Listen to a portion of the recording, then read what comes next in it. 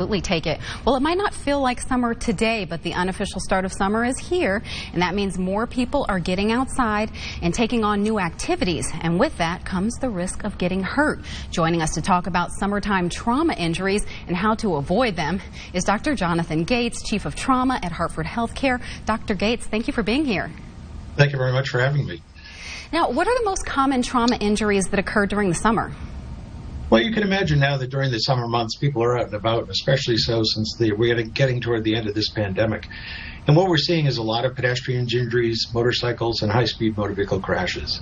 We also see an uptick, unfortunately, in assaults, and then you see the seasonal injuries that we see with campfires, barbecues, and fireworks as well. And what are some of the things you think that contribute to these injuries happening right now in the summer? Well, we do want people to really enjoy themselves, but they do have to be smart about it in terms of things like speed involved with pedestrian accidents when you think about it and being hit by vehicles, but also on motorcycles and cars as well. And I think we have to go in moderation and certainly with alcohol, and occasionally people are impaired with drugs as well. Absolutely. And it may not, it may seem like common sense, but what do you want people to know and consider as we head into summer and people want to get out and have fun, but really what should they keep in mind? Well, I think they have to keep in mind that they should plan ahead when you think about it and they're heading somewhere in the car, for instance. Allow plenty of time to get to your destination. Go easy on the speed.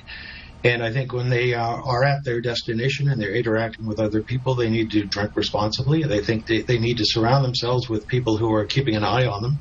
And if someone seems impaired, then you don't want that person behind the wheel. And hopefully friends, family, and others will be watching out for them and provide with a designated driver, for instance. Absolutely. And when we think of DUIs, we typically think about the roads, but I understand there are some boating safety things that folks should keep in mind. Talk to me about what kind of boating injuries you see during the summer.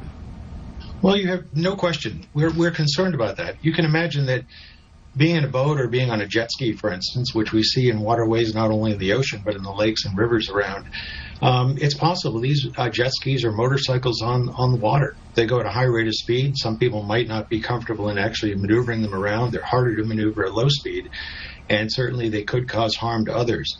Boating is the same way. There's a responsibility in driving a boat at high speed. You need situational awareness and the clarity of mind to be able to make snap judgments, and that's why I would caution people to not only wear their flotation device when they're on the water, but also go easy on the.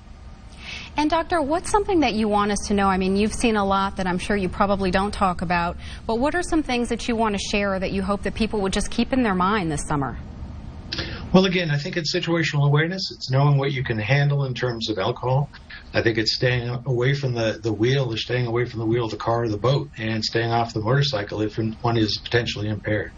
I think that's very important that others keep an eye on each other. I mean, that's what we learned with this pandemic, and I hope then it translates into good awareness on the roads as well. Absolutely. Thank you, Dr. Gates. Thanks for joining. Thank you very much.